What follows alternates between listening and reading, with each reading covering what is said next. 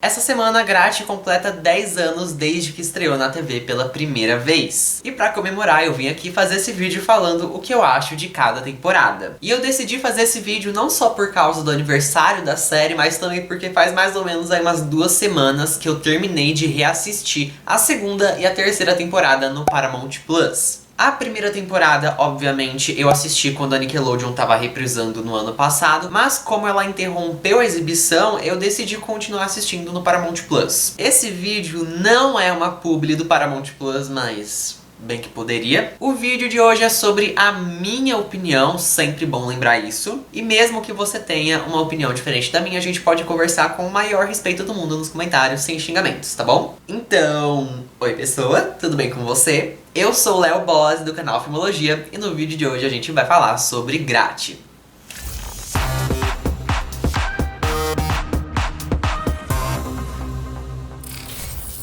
Eu vou falar a minha opinião de cada temporada por ordem, então obviamente eu vou começar pela primeira temporada. A coisa mais interessante de reassistir Grat, falando das 3 temporadas no geral, é que agora eu tenho uma opinião totalmente diferente da que eu tinha 10 anos atrás, quando eu assisti Grat pela primeira vez. Só que faz todo o sentido do mundo que eu tenha uma opinião diferente agora, porque quando passou pela primeira vez na TV, eu era uma criança, eu tinha uns 8, 9 anos, e já passou tempo suficiente para eu adquirir uma certa malícia, a gente pode chamar desse jeito.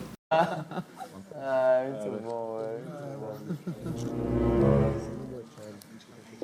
É bom que é só a voz, né? Já fica legal. E agora, quando eu revejo Grat, meus olhos não brilham como eles brilhavam quando eu era criança. Porém, continua sendo aquela série que eu sempre tive muito carinho e sempre vou ter. É meio estranho dizer que minha opinião sobre Grat mudou só agora, porque eu já reassisti a série muitas vezes. Eu não tô falando de pouca não, foi muitas vezes mesmo. Olha só o meu TV Time. Então assim, não foi pouco. Enfim, vamos falar o que eu achei da primeira temporada, que foi reprisada pela Nickelodeon no ano passado. É uma temporada que eu acredito que todo mundo que tá vendo esse vídeo já assistiu por conta da reprise e também porque eu já devia ser fã da série há muito tempo. Eu vou falar dela com spoilers e da segunda e da terceira temporada também. Eu já tô avisando agora aqui porque eu sei que muita gente assistiu só na reprise e não assistiu as outras temporadas, então se você tá com planos de assistir a série no Paramount Plus, toma cuidado com os spoilers do vídeo. Pra mim, a primeira temporada, ela é meia boca.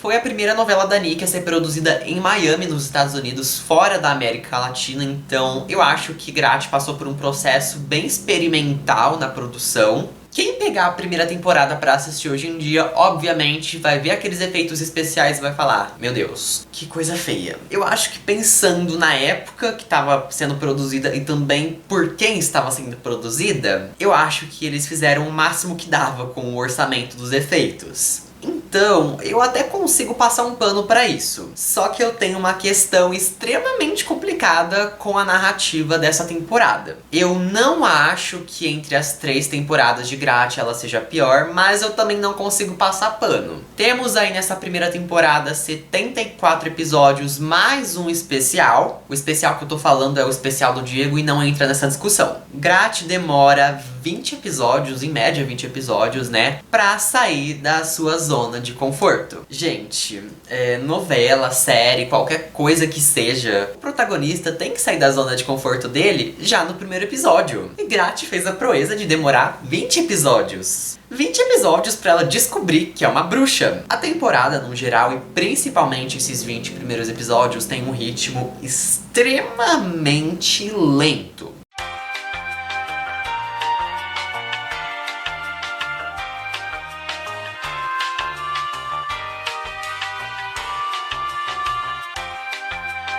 São 20 episódios que pouco falam sobre magia. O máximo que eles mostram é a Matilda chamando a Grat de bruxa e umas coisas estranhas aí acontecendo por causa dos poderes da Grat que ela não sabe que tem. Quando a Nickelodeon anunciou que ia reprisar a primeira temporada, eu fiz a maior propaganda de Grat pros meus amigos. Eu chamei eles pra assistir virtualmente. A gente fala que foi um convite, mas na verdade foi uma tentativa de doutrinação. Tá, enfim, esses amigos aí que eu recomendei Grat, nenhum deles conseguiu assistir mais que 10 episódios. A maioria dos fãs de Grat, dos Baila Gratis, até concordam com o que eu vou falar, eu sei que tem uns que concordam, que é que a primeira temporada tem um começo extremamente chato. Esses 20 episódios são muito entediantes. E eu, todo dia, 10h30 da noite, estava lá, sentado no sofá, assistindo Grátis, esperando acabar logo esses 20 primeiros episódios, porque eu não aguentava mais. Na parte da narrativa, essa é a minha única queixa grande, assim. A primeira temporada tem um começo bem demorado, tem um meio, tem um fim, tem um conflito bem estabelecido ali. Pra mim, os personagens são o ponto mais positivo da temporada. Eu realmente acho os personagens de Grátis muito carismáticos, não todos, mas a maioria. Quando tá meio chatinho aí, são eles que conseguem me fazer ficar sentado com a bunda no sofá até 11h30 da noite. Quer dizer, faziam, né? Sister, it hurts.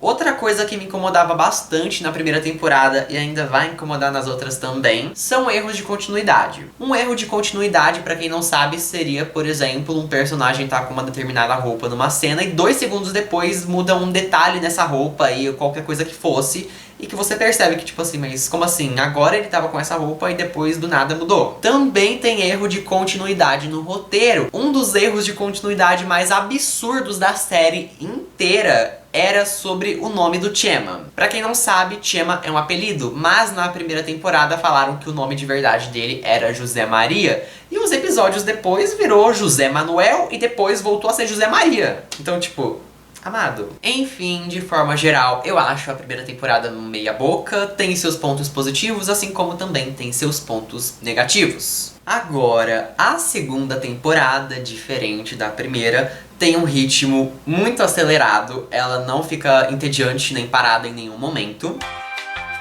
Mas isso não necessariamente é uma coisa boa, quer dizer, é e não é, porque se tá acontecendo bastante coisa, então o público fica mais preso, mas também não significa que tá acontecendo coisas coerentes. A estrutura narrativa da primeira temporada, por mais que tenha aquele problema de ritmo que eu falei dos primeiros episódios, na minha opinião, tinha uma estrutura mais sólida. Só que a narrativa da segunda temporada não tem pé nem cabeça, você não tem começo, você não tem meio, você não tem fim, você não tem conflito, você não tem nada. E se você assistiu a segunda temporada, você deve estar pensando que sim, acontece coisas a todo momento e tem conflitos. Assim, conflitos tem, né? Toda semana tem um arco narrativo diferente, eles colocam algum problema novo pra resolver. Só que nenhum tá relacionado com o conflito principal dessa temporada, porque essa temporada não tem um conflito pra resolver. Na realidade, tem aquele conflito lá da Athena, que eles resolvem no último episódio e tudo mais. Só que isso é colocado em pauta no episódio 50 e pouco. A temporada tem 81. Os problemas aí que vão surgindo na narrativa a cada semana não contribuem em absolutamente nada. São conflitos que deveriam promover desenvolvimento dos personagens, principalmente o problema lá da troca de corpos, que eu acho que era a oportunidade perfeita pra Matilda e pra Grátis se unirem e se entenderem, mas na verdade, gente, assim, tacaram o desenvolvimento da Matilda no lixo. Eu fiquei extremamente decepcionado com a Matilda nessa temporada. Pra vocês que não sabem, a Matilda é uma das minhas personagens favoritas, só que toda vez que ela tinha um pingo de desenvolvimento nessa temporada, um pingo de evolução humana, porque ela é meio escrota, né? Toda vez que ela tinha um pinguinho de evolução que fosse, os roteiristas regrediam o caráter dela por causa de uma coisa super besta. E aí no final da temporada deu 2 minutos nela e ela falou, vou ajudar todo mundo. Assim, do nada. E não só a Matilda, mas diversos personagens me decepcionaram muito nessa temporada. Todos eles foram reduzidos a personagens extremamente burros. Na primeira temporada eles eram já meio burrinhos aí, né? Mas dava pra passar um pano. Mas agora, gente, a burrice evoluiu pra um nível absurdo. E dentro da história, isso só contribuiu pra eles criarem situações extremamente forçadas. Um exemplo muito claro de uma situação forçada na segunda temporada foi quando o Daniel confessou pra Grátis que aconteceu um beijo entre ele e a Mia. De fato, o beijo aconteceu, só que a Mia beijou o Daniel e não o contrário. E o que o Daniel contou pra Grátis foi que ele tinha beijado a Mia. Isso, obviamente, causou uma briga entre os dois, que perdurou por mais episódios. Até que eles fizeram as pazes e aí foi esclarecido que, na verdade, a Mia tinha beijado o Daniel. E sabe, é esse tipo de situação que eu tô falando, que é forçada. A temporada tem a ausência de um conflito pra eles resolverem, então eles se apoiam nessas situações forçadas, gerando problemas totalmente desnecessários. Mas olha, Os personagens que mais me irritaram foram as bruxas do conselho. Teve muita gente escrota nessa temporada que me irritou, mas ninguém me irritou como essas bruxas. Elas são o conselho das bruxas, elas deveriam dar conselhos às bruxas, elas deveriam ajudar e monitorar tudo que tá acontecendo no mundo mágico. Mas olha, eu garanto pra vocês que se essas bruxas não existissem, 30% pelo menos dos problemas dessa temporada poderiam ter sido evitados. Elas tiraram os poderes da Grátis por 48 horas pra castigar ela, castigar não sei do que, ela não fez nada. Elas sabiam que a Grátis e a Matilda tinham trocado de corpo, mas não botaram ela de volta nos corpos certos pra ensinar uma lição. Também não sei que lição que elas queriam ensinar. Quando a Matilda transformou a Grátis em peixe, em vez delas irem lá e parar a Matilda, não, o que elas falaram? Corre, Grátis, corre!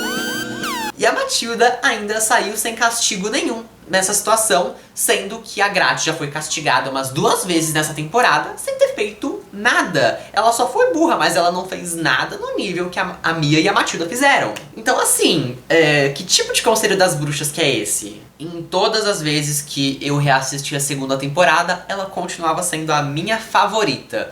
E, nossa, quando eu reassisti, eu só achei ela tão ruim. Meu Deus. Eu sei que eu falei muita coisa negativa sobre a segunda temporada, mas... enfim, calma que tem coisa positiva pra falar. É pouca, mas tem. Eu tava falando da burrice dos personagens, mas tem uma que é inteligente. E eu tô falando da Mia. Gente, a Mia é a única coisa boa nessa temporada. Sério, eu amo muito a Mia. Eu amo a Maria Gabriela de Faria, que é a atriz que faz a Mia. E ela é inteligente. Em relação aos outros, ela é super inteligente. Ela é uma vilã bem astuta. Ela sabe o que ela tá fazendo ali pra plantar a treta. Então, nossa, gente, ela é perfeita. Vocês vão me desculpar, mas nenhuma vilã, nenhum vilão de Grátis supera a Mia. Além de ela ser uma vilã de verdade, ela ainda te cativa. Eu não sei vocês, mas eu me sinto super cativado pela Mia. E eu não sei vocês, mas eu super passo pano pro que ela fez no casamento do Francisco e da Úrsula. Além da Mia, que eu já falei que eu adoro ela, outro ponto positivo da segunda temporada são os efeitos especiais, que, em comparação com os da primeira temporada, estão melhores. Portanto, eu não gosto da segunda temporada, não sinto prazer nenhum assistindo ela. Na verdade, eu fiquei até feliz quando eu terminei de reassistir. E eu vou falar pra vocês que todo esse ódio que eu passei assistindo a segunda temporada foi compensado quando eu cheguei na terceira. Antes de eu falar o que eu acho da terceira temporada, não esquece de se inscrever aqui no canal pra ficar por dentro dos próximos vídeos e também deixa um like aqui embaixo se você estiver gostando. Cara, ela é uma temporada que eu olho pra ela e eu não vejo uma temporada ruim, eu não vejo uma temporada meia boca, eu vejo uma temporada boa. Ela é perfeita? Não. Mas eu diria que ela tem muito mais coisa pra elogiar do que criticar. Ao contrário da segunda temporada, a terceira tem uma narrativa bem elaborada. É uma estrutura diferente da primeira temporada, mas mesmo assim tem. É a temporada que eles mais conseguiram tirar proveito do universo da série em relação à magia e à escolhida. Eles já deixam isso claro desde o primeiro episódio, que eles vão explorar isso na terceira temporada. O ritmo dela é bom, ele não é muito acelerado e nem muito lento. A maioria dos arcos narrativos de cada semana, diferente da segunda temporada, estão super interligados com o conflito da temporada. E isso é muito bom porque sempre que eles resolvem um problema, já parte pro problema da outra semana de uma forma bem... de uma forma que faz todo o sentido do mundo, porque nos episódios da semana anterior eles já tinham plantado o que é que eles iam fazer na outra semana. Todos esses arcos estavam bem conectados com o conflito que eles iam resolver lá no final da temporada. E eu particularmente adorei o desenvolvimento dos personagens nessa temporada. Na primeira e na segunda temporada eles pouco exploravam isso, então aqui é uma novidade bem grande. Claro que isso não significa que eu tenha gostado do desenvolvimento de todos os personagens. Na verdade, eu não gostei do desenvolvimento de 2 deles que eu vou falar já já. Eu acho que o desenvolvimento de personagem que eu mais gostei foi o do Léo. Na segunda temporada, ele era um personagem extremamente detestável. Ele começou essa terceira temporada como um vilão por conta do que tinha acontecido na segunda. E apesar de ele ter sido muito babaca nessa temporada, eu particularmente gostei bastante do arco de redenção que deram pra ele. Tentaram fazer a gente sentir dó, porque ele não tinha amigos e essas coisas. Mas eu gostei da dinâmica dele com o Daniel, quando o Daniel não era o Daniel. Até ele perceber que não tem motivo pra ele sentir ódio da magia, e nem da Grátis, nem dos outros personagens. E eu achei muito fofo quando ajudaram o Léo com a Valéria e tal. Nossa, eu até esqueci do ódio que eu tinha por ele nessa parte. Os efeitos especiais também melhoraram bastante, tão bons em relação ao que tava na segunda temporada. Os erros de continuidade que eram super frequentes na primeira e na segunda temporada aqui praticamente não existem. Eu fiquei chocado com isso. Porém, como nem tudo são flores, eu também tenho as minhas críticas a respeito da terceira temporada. E o que eu tenho pra reclamar são coisas bem básicas que dá pra passar um pano legal. Tá, talvez nem tanto, mas eu considero bastante. A terceira temporada tem diálogos muito expositivos quando se trata do problema que eles estão tentando resolver. O que é que seria um diálogo expositivo, você deve estar pensando. Esses diálogos expositivos começaram a ficar mais fortes na terceira temporada quando a Gráti e o Axel voltaram de 1888. Os dois estavam sempre falando do que aconteceu lá em relação aos bruxos dos povoados vizinhos e aos canais. Nossa, eu já vou falar disso aí que eu... Nossa, eu fiquei com tanto ódio. Daqui a pouco eu falo. A Gráti e o Axel estão sempre falando o que é que aconteceu lá em 1888. Mas eles não estão mostrando o que aconteceu, eles só estão falando. Eu lembro até agora da Gráti falando pra Métia desse jeito. Nossa, você sabia que desde 1888 as bruxas e os canais já se odiavam? Isso é um diálogo expositivo. Eles foram pra 1888, a produção da série, os roteiristas poderiam ter mostrado isso pra gente, mas não. O diálogo expositivo acontece quando você tem que passar uma informação pro espectador a respeito da história, só que em vez da série mostrar pro espectador essa informação que ele precisa saber, ele fala.